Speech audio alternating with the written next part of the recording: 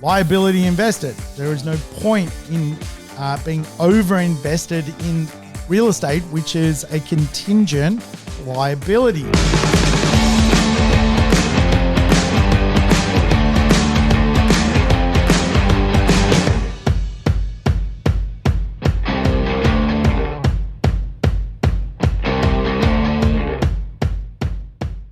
Welcome to the Urban Property Investor. I'm your host, Sam Saggers, here to help you crack the code of real estate wealth.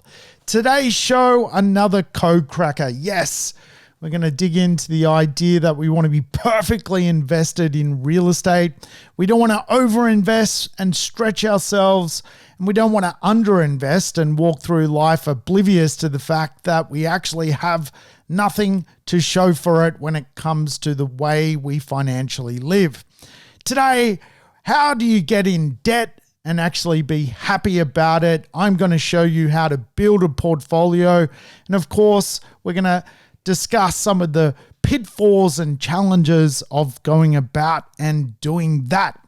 Of course, if it's your first time tuning into the show, welcome aboard. Play the program in double speed. Get your life back. It's important. Don't waste your time. You can play me in double speed. I don't sound too much like a chipmunk. And of course, welcome back all you crazy urban property investors. I hope you are enjoying the content this year. There's been a few mistakes, hasn't there? One episode never even basically worked. I think we got about 16 or 17 minutes in and it failed. So I hope you were able to re-download that episode. And of course, I think on a couple of podcasts, I've been coughing and spluttering. So we never know if the show's going to be good. That's the beauty of the show. It could be terrible. I don't know. I feel terrible right now. I've had a beer and a pizza. So I don't even know if that's legal. Can you do a podcast on a beer and a pizza? Perhaps that is breaking all the rules of podcasting, but I feel like a little fat sausage right now, having been down to the pizza shop. But I tell you, not a bad pizza whatsoever. Hey, you guys don't want to hear about my world. We want to hear about the real estate world. And of course, the real estate world is just a vehicle to get to the end game. And of course, the end game is financial freedom. The challenge, of course, is it is hard work to get to financial freedom. And of course, there are stages to reaching financial freedom, or even a stage above that, a stage of absolute abundance. So I think to understand today's show, it probably is worth setting the scene when it comes to how we go through our financial life. You know, the first few years of my financial life, I was economically broke. I worked out how to climb a ladder to financial freedom and abundance. So when we start out on our journey of financial literacy, we generally start being dependent. We're dependent upon our parents, perhaps our friends. Even when we generally first get into property or housing, it's usually as a roommate, we're dependent upon the other roommate to actually pay the rent. So we don't want to live our life in dependence. And I certainly know many people still till this day who are getting older and older as the years go on, who need a roommate to live in the suburb they choose to live in. They have no assets. They're underinvested. The next stage of financial wisdom, if you like, is solvency. This is where you get to keep your head above water. You've probably got a job. You can probably just pay to keep the wolves at bay. And of course, solvency is not a very good place to be. Today in Australia, 1 in 5 Australians have less than $1,000 in the bank. They're solvent, but if something was to knock on the door and come and bite them, they would be insolvent. They would go back to dependency. They would go back a step. Of course, above that is being financial. And of course, banks like to look at financial people, and generally property investors come from a financial space where the banks would look at you for the purpose of a loan. It means in general, you've worked out how to have a job for a period of time, save some money, and of course, you start to look very good on paper. You're financially looking the goods. And of course, from there, really, you have a choice. And a lot of people get to a financial state where they look good on paper and do nothing about it. Others do something about it. And of course, here in Australia, probably the most popular thing to do is to become a property investor, or at least buy one property. And of course, we call that acquisition, the point of acquiring assets. And of course, this is where really the game begins to the concept of financial freedom. The assets that typically people buy are family homes, or for a lot of people today, they become renters and also investors, rent investors. For other people, it's about also just acquiring income producing assets which eventually can create a dividend, a return, and of course put people in a financially secure place, which is the next part of the puzzle. Remember, we started at dependence, we went to solvency, keeping our head above water, we became financial, we started to buy assets, and then we go to the next stage, which is financial security. Assets that can create a basic level of survival and solvency for us. And of course, for a lot of Australians today, really this is the maximum level they get to when it comes to their financial state, financial security. They've got the house paid off, but no income producing assets. They can survive, they're solvent, but they can't thrive. And of course, a lot of it has to do with the next phase of today's conversation, which is about creating passive income from real estate and of course, making sure you do it well. We'll talk about what that looks like. So most Australians will end up financially secure. There's not many destitute Australians floating around. We're very lucky in that aspect. And of course, that whole system, if you like, of getting to financial security is quite interesting because, yes, you replace your job and you've got some wealth at the top of the funnel, but you go back to really what it was like when you first got started, basically dependent and in a survival mode every week. And I see this in really even my own family, right? Like they own assets, they're asset rich but income poor. And really the quality of life is just solvency, keeping your head above water. In loved ones' houses, they don't even repair things because it's about solvency. Above financial security is the freedom state. And this is where you get to a point where assets replace your yearly wage. Now, if you're really comfortable living off a certain amount of money, really your goal, if you want to play the game of being a portfolio investor, is about getting to that point. So let's say you earn $100,000 per annum. You need to somehow not only earn $100,000 per annum, but get to your point where you no longer work and also keep that $100,000 per annum coming in. And of course, one of the best ways to do that is to buy income producing assets such as real estate. And of course, for some property investors, they get to a point where they go to abundance, well beyond financial freedom, where they're replacing their yearly wage with income from real estate. But actually they own so many or such good assets that really those assets make more than really that person could ever dream of. And of course, in doing so, add more life experiences to that person's economic situation. So dependence to abundance, 7 stages, it's a journey. And of course, the odds are stacked against all of us to achieve that.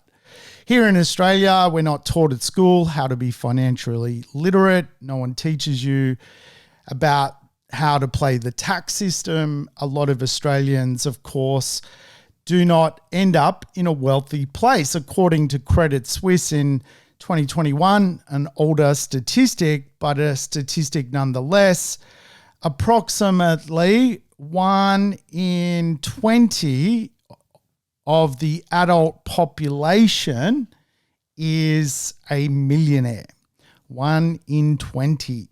So if you think about those odds, 20 to 1, that's what you're dealing with here in Australia. Actually, very good odds compared to obviously people who come from, much more impoverished communities. And I think obviously we're very blessed here in Australia. You can press a button, the air conditioning goes on, you can open the fridge and there's usually something cold to, drink or fresh food. So we're all blessed. Let's face it. We're just talking about in a capitalist country really going for it. So 1 in 20 end up at millionaire status here in Australia. And most of that 1 in 20 would do it through the concept of real estate.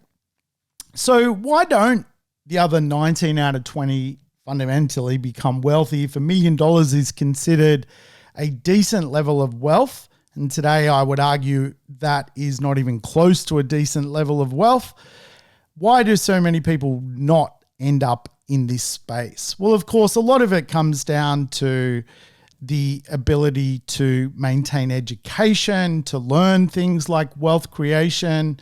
Of course, many people today obviously have limited resources to even become a capitalist. If you're going to become a capitalist, you're going to need some capital. And of course, if you're disadvantaged or got no money to begin with, then it's just a hard ladder to climb. But I think with the right financial framework and of course with an adequate amount of savings, if you can go from solvency to financial, from financial, you can get yourself up the ladder, that is for sure. And of course, for a lot of people, they'll sit in dependency, basically dependent upon something, the government giving them a handout, family looking after them, still living at mum's, or just keeping their head above water. A lot of people just remain in that state. Remember, 1 out of 20 gets to millionaire status here in Australia. And of course, that in itself is probably putting people really in a place where there's financial security. But I would argue you need to go further to become even freer and abundant in this country. So there is a paradox when it comes to investing. And today I want to talk to you about building the right portfolio. And of course, there is a paradox to the problem of becoming an investor and living in a financially free or abundant state. And of course, that paradox is borrowing money, debt to income. Obviously, prior to the Royal Commission, borrowing money was a lot easier. And in fact, it's fair to say a large part of my portfolio, I got myself up to 21 properties, was off loose lending. There's no way I should have been lent the money I was lent to buy the assets I could, but I was. And that was the way of the world back then. It was loose. And really, the idea of being a capitalist is taking advantage of opportunities which are out there.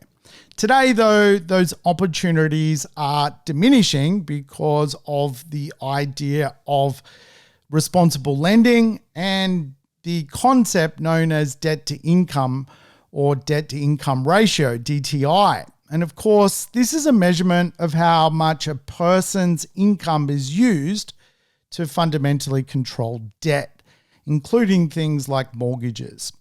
So here in Australia, one of the interesting paradoxes is typically the bank will lend you anywhere from 6 to 8 times your income.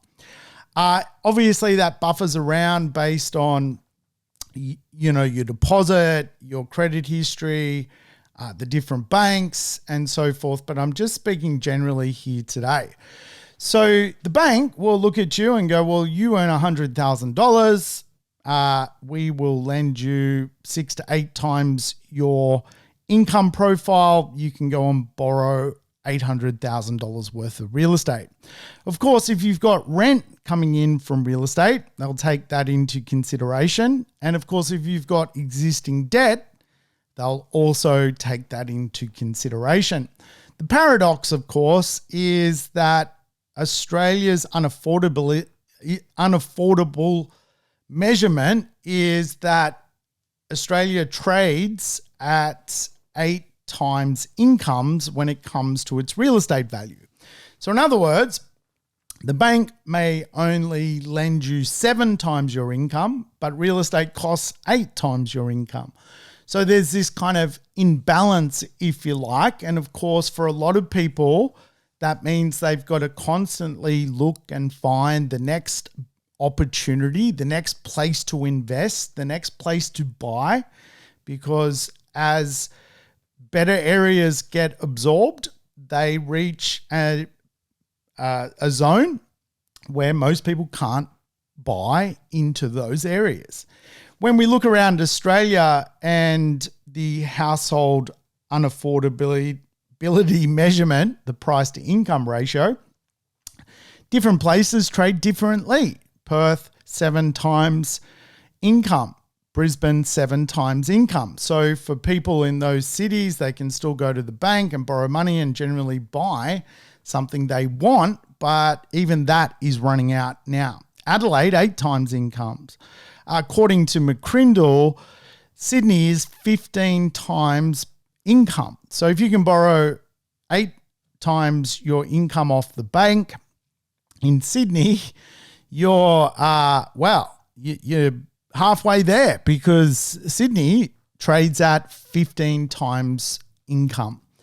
So it's an interesting paradigm because, of course, inside of cities, there are places where you can still buy at the level of what you can borrow. And of course, there are product types which you can buy at the level of what you can borrow.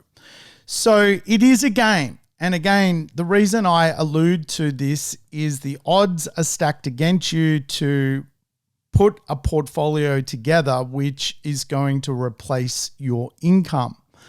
The paradox is quite strange, because if debt to income ratio is a measurement of what you can borrow and what you can borrow, or what debt you take on, that ends up being the income you create for yourself, then we need to think about real estate very seriously and how we build a portfolio.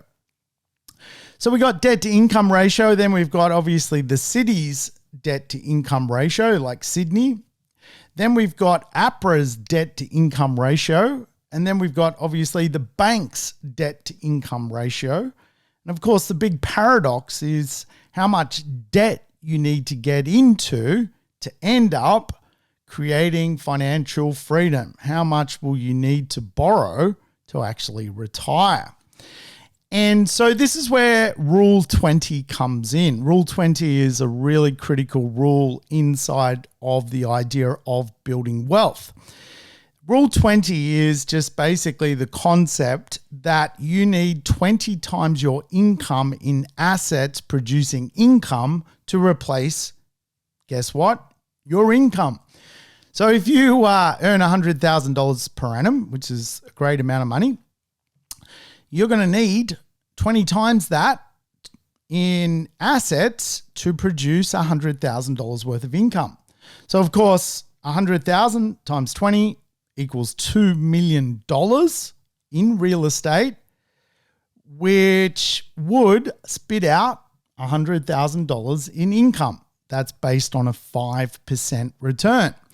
And of course, this is all very possible inside of the real estate marketplace, but the paradox is how much can you actually borrow and how you're going to play the game. Remember, if you add the rent of a rental property, it's going to improve your servicing. If you remove certain debts from your world, it's going to improve your servicing. If you, for example, live in a family home and there's no income being produced in that family home, renting that family home out and renting a lifestyle yourself is going to improve your servicing. The challenge with reaching a financially free or abundant state is, of course, the challenge of what are you going to give up usually, or what are the trade-offs of what you're prepared to give up on to reach financial freedom. Most people do not want to change their lifestyle. And of course, that's fundamentally why they don't end up the 1 in 20 that ends up very wealthy in this country. So Rule 20 is a big conversation. And of course, again, like if you think about what you can borrow, what the cost of a property is, and of course, how much you're going to need to borrow to get there, it's going to mean you're going to have to go through some financial wizardry as well as be very diligent with how you do this thing called income replacement. Now, this is where we really get to the conversation around the states of investment. And I don't mean states as in Victoria, Queensland, New South Wales. I mean the ability to put yourself in an acquisition state and get it right. One of the biggest drivers of being successful to reach your financial goal is making sure that the assets you buy are actually the right assets. So there are 4 states of investment. You can be underinvested, you can be liability invested, you can be overinvested, and you can be perfectly invested. Perfectly invested matches your time horizon, your goals, and Rule 20. It is designed to say, how much income do you want in retirement? And you're on track or off track to achieve that. Perfectly invested in the context of $100,000 equals $2 million worth of real estate, spitting out $100,000. That may mean you've got 2 properties that are $1 million each. However, again, as I alluded to, the paradox is what can we borrow? How do we play this game? How do we manage the moving parts? So I wanted to talk about the different levels of understanding. Are we underinvested? Are we invested full of liabilities? Or are we actually even overinvested and taking on too much risk? How do we put ourselves in a position where we are in debt for millions and happy about it, which is actually the name of a book I once wrote, so that you are perfectly invested? So what is perfectly invested? Well, I think it comes down to a few quadrants. You are diversified in real estate types and places and have assets outside of real estate. You have assets, as I alluded to, across a range of different asset classes. And of course, your goal or the wealth or the money that you want per annum is in line with what you can achieve and of course your goals. So perfectly invested in my book is also about making sure you build a portfolio and bite off a little bit more than you can chew. And I believe you should do that because I've certainly been in situations where I've had to use investments to fund the here and now. And of course, we all get in challenges throughout our journey economically. And I think if you've got an extra asset that you can offload, maybe make a quick profit on, profits are better than wages, and it can get you out of a pickle. I was in a pickle back in 2016. I couldn't pay myself anything. I really wasn't performing well inside my business. I couldn't take home a wage, and I would work the whole year without a salary. Obviously, that's not a good situation to be in. I was able to pull a lever, sell an asset. That asset allowed me to restore my normal wage by virtue of a profit. I took a profit from some real estate. So again, like being perfectly invested in my viewpoint is also about building a bit of a moat. If you think about a castle, it's obviously a beautiful object. Your wealth is your castle. You may just need a little bit of an economic moat to defend the main pillars of that castle. So being perfectly invested is actually shooting for your number. We've always got to start with the end game in mind when it comes to the concept of buying real estate for the purposes of retiring using real estate. If your number is $100,000 passive income, that may mean you need to buy well over $2 million worth of real estate to achieve that number. How are we going to do it is always the big question. And it's a question which I think needs to be broken down in the state that you can get into when it comes to being an investor. You can be over-invested, under-invested, liability invested, or perfectly invested. So let's talk about being over-invested. Now, as I alluded to, I'm all for biting off more than you can chew and chewing like mad, but there is a point where you put yourself perhaps in a place where you are over-invested and therefore putting yourself in a much riskier position. So some of the concepts around being over-invested could be you're over-invested in an asset type. You could be in real estate over-invested in a typology.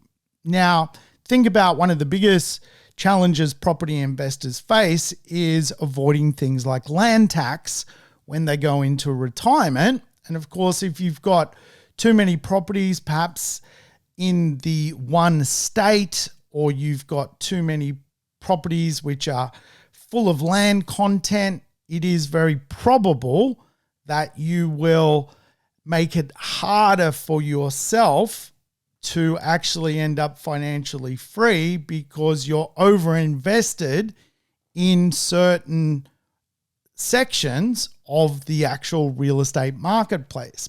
So by way of example, I've got a client, it's got 5 houses in Sydney, which is amazing, like fantastic.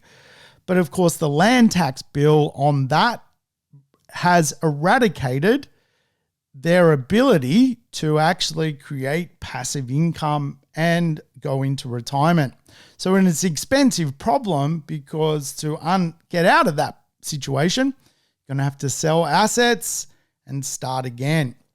And of course, if you find yourself in an over-invested situation, it's not great because can you even borrow money if you sell an asset? Will you be able to service again? So it's really important when you are aiming for this financial goal that you invest well, that you think through the idea of building this portfolio. So you can be over-invested in locations. I see this all the time. I've got clients, for example, they did nothing but invest in Western Australia. I told them, you should really diversify out of Western Australia because if Western Australia goes to sleep, so does your wealth creation journey. Would it not be better to have a property in Brisbane, for example? Didn't do it. Of course, Brisbane done really, really well of recent times. It's not to say Perth won't do well in the future, but the point is by having a diversified portfolio around different places, you not only avoid land tax usually, you also get yourself in a position where you've got diversified growth, which can obviously make sure that you're very much getting growth when one market's going up, perhaps the another market's going down, but you've still got growth occurring because you're diversified in different marketplaces. Location is also a very important part of the puzzle. When you go into your retirement place, you do not necessarily want to have real estate in volatile marketplaces. It may feel like a good idea when you're buying because it's cheap, but when you're retiring, I can assure you, you want good real estate where there's good tenants paying good amount of rent. It's the concept of making sure you're not over-invested in the wrong areas. So you can also be over-invested in real estate assets which don't have a great dividend. They don't necessarily rent that well. They don't actually see too much rental growth. They are assets which are underperforming rental properties. And of course, some of the best properties in the marketplace have the worst return. And of course, again, for a lot of property investors, buying a property with the worst return, even though it's a really good capital growth property, may actually burn so much money in your back pocket that you're over-invested because all of a sudden you're crippled with cash flow loss. And so it is a fine line between choosing a beautiful capital growth property, but also having something where the rent supports you on this 20, 25, sometimes 30-year journey to go from being solvent, financial, to abundance or freedom. And of course, being over-invested and crippled with debt is not a fun experience. And I can assure you, I have over-invested before. I've put myself in a position where really, frankly, I owned way too many properties, and that was by virtue of just loose lending conditions. I went for it. And in some respects, I was crippled with debt. And fortunately for me, I decided, well, I should make a move here and actually undo some things that I've done. And it was an expensive mistake. Like some properties I owned, I sold. I never made a profit. I just paid ingoings and outgoings to sell them. Other properties I used to lower my debt on the properties I owned by selling them and put myself in a lower LVR position. So, of course, you can be over-invested when you go into negative equity. And, of course, this happens if the market slides when you first buy. And really what it means is you now cannot sell the property because you owe more than what your debt is really to the bank. In other words, I probably explained that poorly. In other words, I don't know, you buy a property you borrow $500,000, but today you can only sell the property for $450,000. You will recoup $450,000, but to pay the bank off, you're going to need another $50,000. So again, like, you want to make sure the assets and location and typology is all going to work, because you do not want to be over-invested, in particular in illiquid real estate. Illiquid real estate is real estate that's hard to sell, that is not real estate whereby the market is constant and buoyant. And this is generally why I stick to, the top 10 places, cities in Australia. Because again, like, obviously of recent times, people have moved to small towns, and that's all been great when money was cheap, but now money's expensive. Is anyone actually jumping into those small areas to buy real estate now the prices have jumped up? Is there actually someone to sell to? And I've seen this time in and time out. You don't want to be over-invested in places where you can't sell your asset. Obviously, if you put yourself in an over-invested place, you can create a bit of stress in your world. And more importantly, you can also be misaligned with your target. You can miss the target, which of course is, for a lot of people, Rule 20. And of course, if you're over-invested in the wrong assets and you're misaligned for Rule 20, and you're going to end up in a place where you're going to pay too much tax, or you've got assets in subpar locations, it's simply going to mean that you may need to sell and rebuy again. And of course, this is problematic because if you're going to do that, you're very reliant upon the ability to continue to borrow money. And as we know, the older we get, the more debt we have, sometimes the less ability we have to borrow money.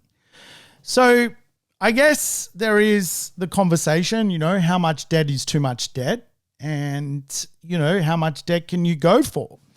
Well, obviously, there's the concept of, collars, belts, socks. So do you want a little bit of debt in your life? You may just be underinvested. If you've got too much debt to the eyeballs, you're probably overinvested.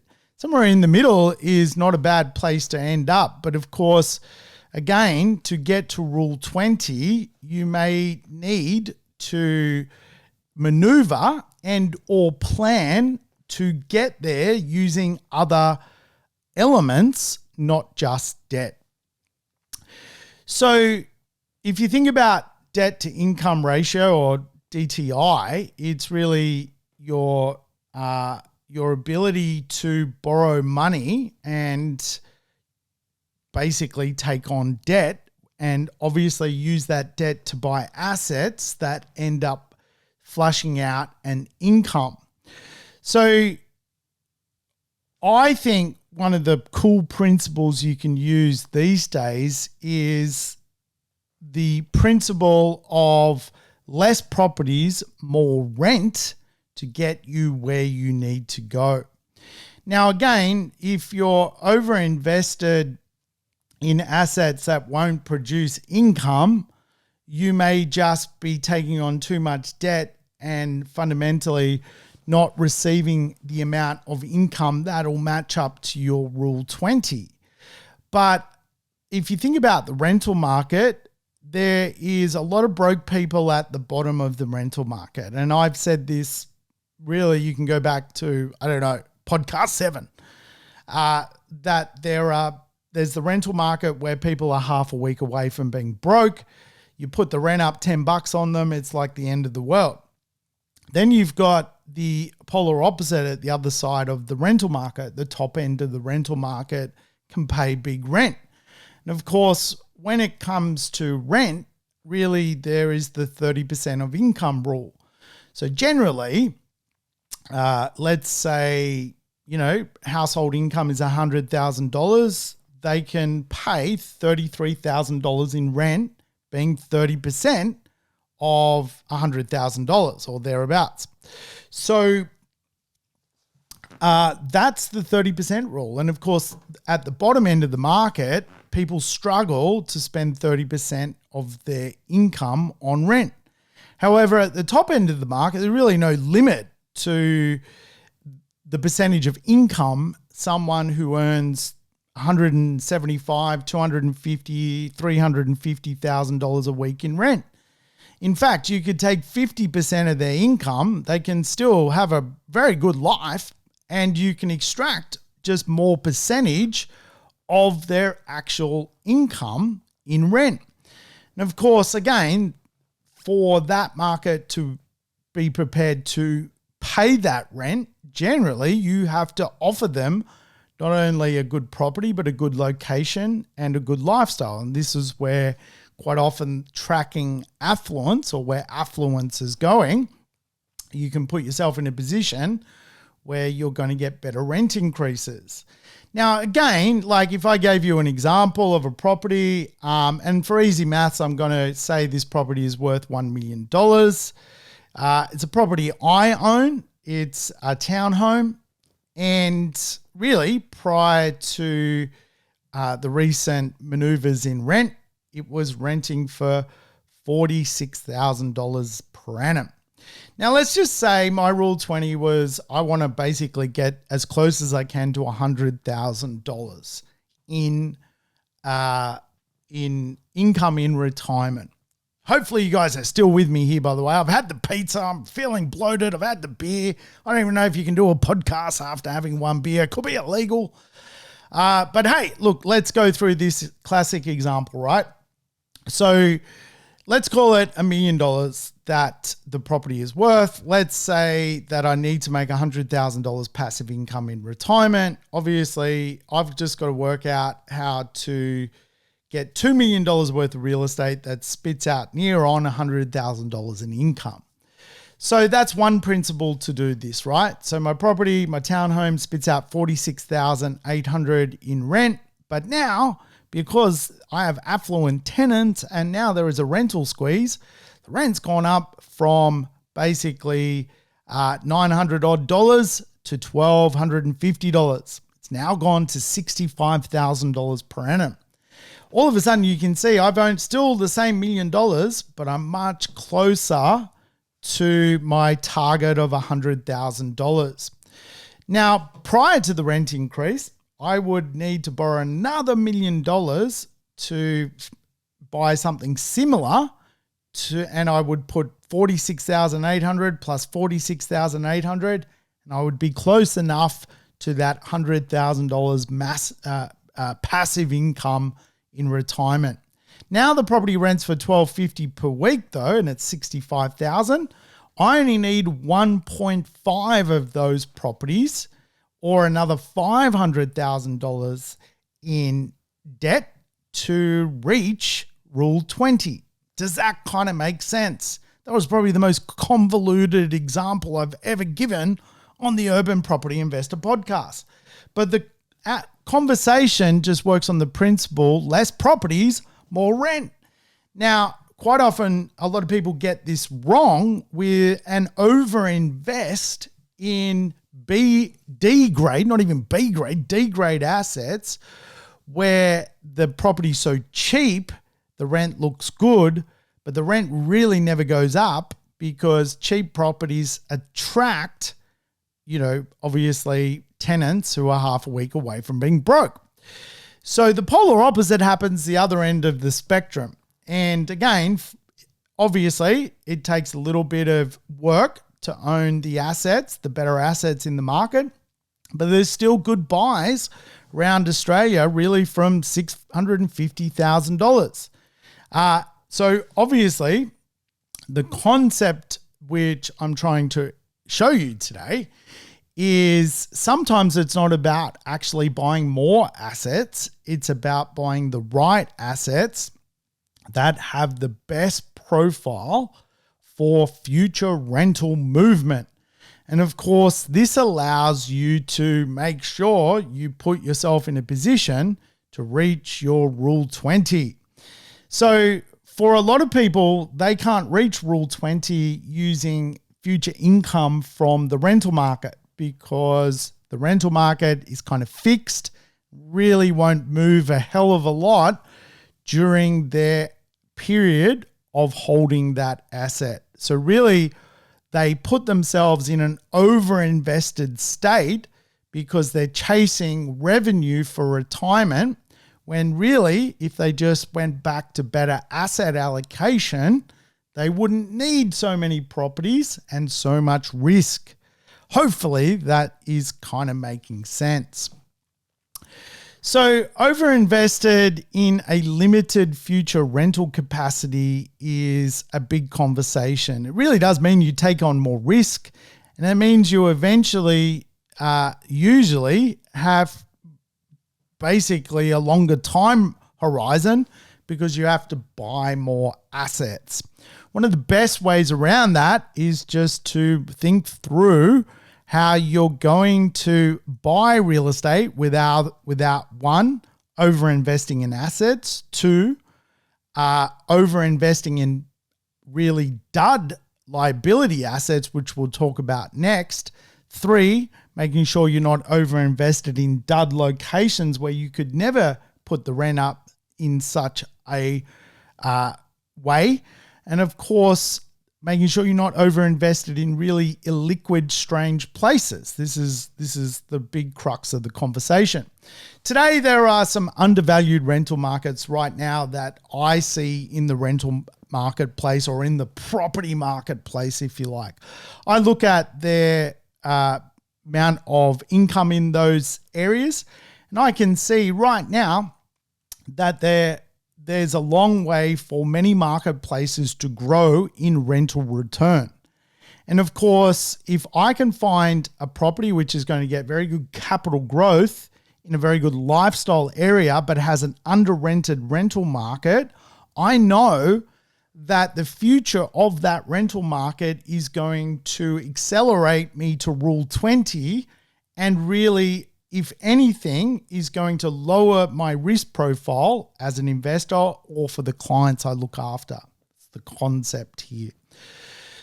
So obviously, you can also be liability invested, the time bomb effect. And I've spoken about this many times. I'll speak about it again. Like, you do not want to own time bombs, taking them to your financial retirement zone.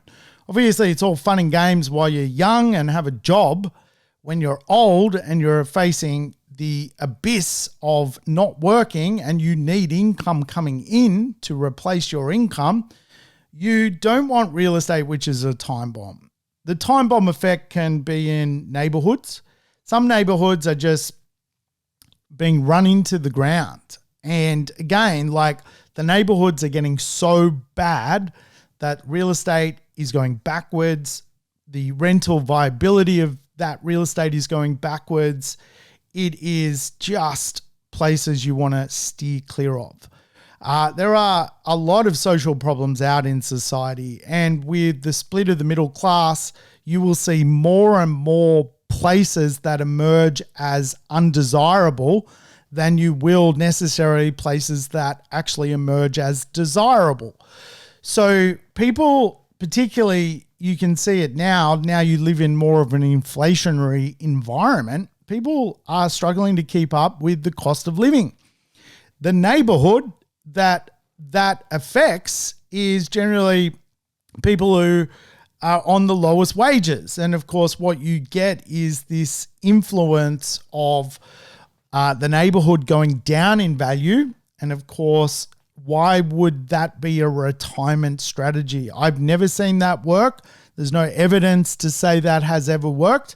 I don't believe it works. If you've got properties in neighborhoods which are fundamentally going backwards, that's not going to work out for you. So again, like, a lot of property investors just don't have the right cards. Now, think about playing Monopoly. If you've got the wrong neighborhood in Monopoly, you're not going to win Monopoly. It's the way it works. So if you've got, the basically worst Monopoly card, it's very difficult to win that game. And of course, Old Kent Road ain't going to work.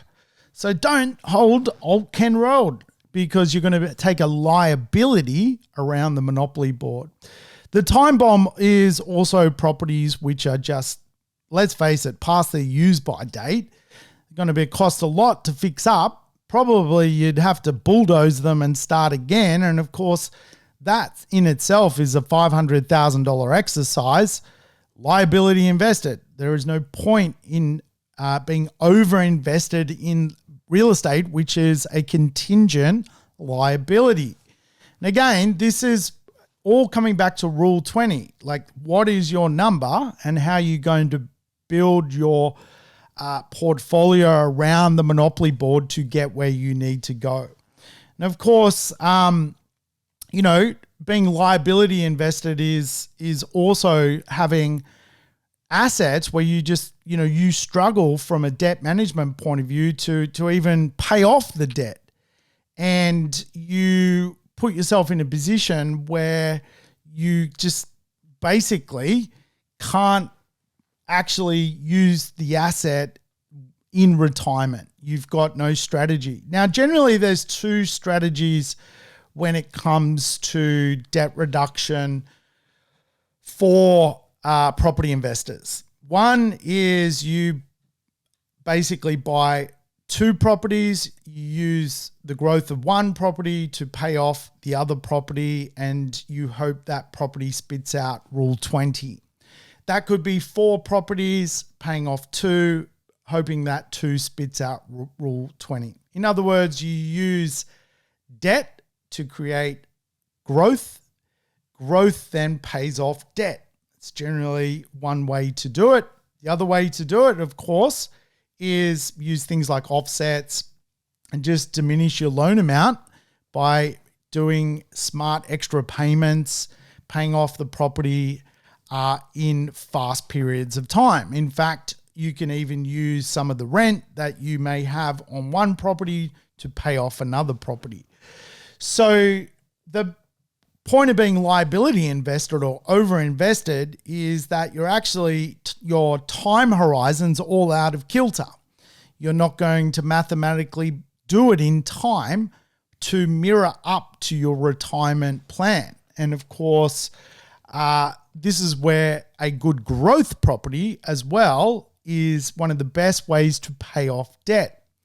So again, if you're invested in assets which are fundamentally growthless, then it is a liability, a contingent liability, because it may not spit out what you're hoping for. So remember, this is about balance. We want really good growth assets, but here's the kicker.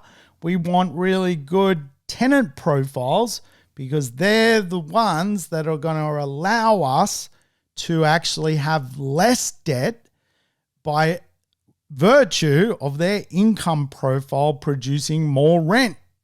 So it's just the way it works. So don't be liability invested. That's madness. No one's ever won Monopoly on Old Kent Road. You don't want tenants that are on, specific performance plans because they've been to the tribunal or damage your property, or don't want real estate in areas suffering the neighborhood effect, or properties which are just going to be capital intensive to run, which are full of maintenance issues which you constantly need to plug together. Nor do you want properties that are going to be affected by natural disasters and climate change. And of course, again, we've had a deep look at that last year with things like many parts of Lismore and so forth just no longer exist. So no liabilities. We don't want to overinvest in liabilities. And this again comes back to the conversation. It's easy actually to buy real estate. Once you're financial, remember the 7 states of the concept of being financial, like you go from dependent, solvency to financial, but then you've got to acquire the right assets to reach financial security. And from financial security, reach Rule 20, which is freedom, which is assets that replace your yearly wage. So what happens to a lot of people, and why basically, no doubt, Credit Suisse in their 2021 report reported 1 in 20 Australians are millionaires, because most property investors and most people inside the investment community end up being overinvested in the wrong type of real estate in the wrong place. That's how it works.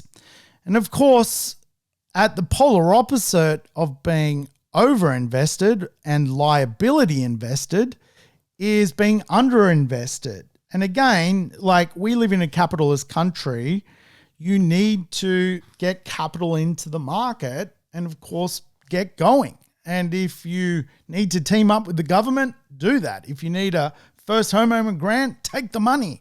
Take the capital and invest the capital. Your buying power is your financial freedom. So use it all. Use more than you can possibly even think of.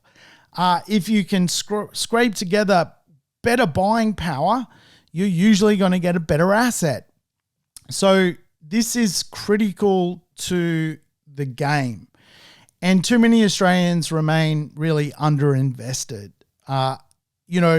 There are just so many reasons why, but typically it's a lack of knowledge, it's a fear of losing money, it's worrying about short-term financial things. I've got to, save money for the holiday.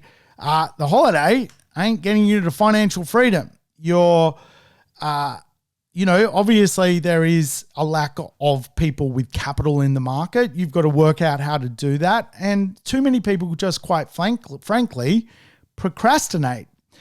But being underinvested, which basically means you do not have enough assets to get to Rule 20, you won't be replacing your income, fundamentally is quite a dangerous position to be in, because when you think about it, being underinvested means that you're probably not keeping up with the rat race and, of course, keeping up with inflation. Being underinvested really makes it difficult to reach your financial goals. Like, you might have a goal, but if you don't have the mathematical equation to satisfy that goal, then you don't actually you won't reach that goal. And really what I've seen happen for people underinvested, and particularly those people underinvested as they get older and older and older, they really start to speculate. They start to get really weird with what they get up to. And again, it's because they've compounded risk and created more risk and fallen further and further and further behind, that basically what happens is they end up getting into their much older years, into their 40s and 50s, and start really speculating. They start just hoping. And I see it also on things like Facebook with clickbait.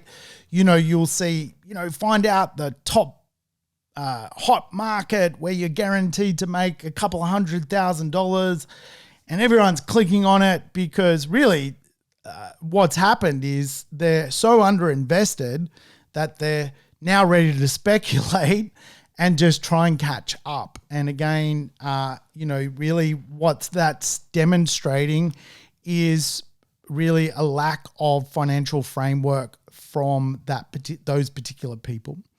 So being underinvested is as dangerous as being overinvested, because you start to lack options, you start to speculate, you've got to find things that grow faster to catch up. You have no moat. You can't chop off an asset if something goes wrong that year. And of course, when something goes wrong financially for people, and it happens to all of us, we actually go backwards from a productivity point of view.